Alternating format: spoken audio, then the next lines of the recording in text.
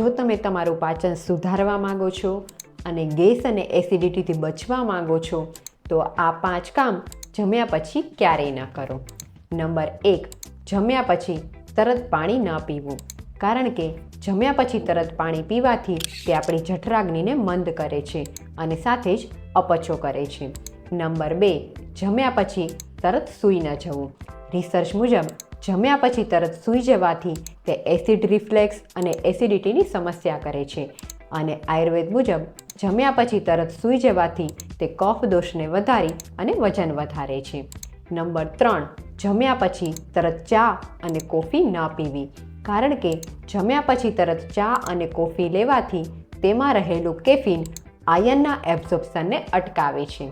Number 4, જમ્યા પછી તરત જ ફ્રૂટ્સ ન ખાવા, કારણ કે જમ્યા પછી તરત ફ્રૂટ ખાવાથી તે પચવામાં ભારે પડે છે અને પેટમાં ગેસ, એસિડિટી અને અપચો કરે છે.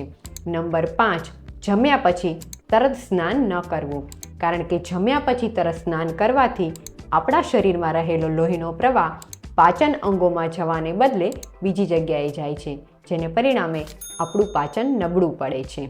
આમ તમારા પાચનને સુધારવા માટે જમ્યા પછી આ 5 ભૂલો કરવાથી જરૂરથી બચો.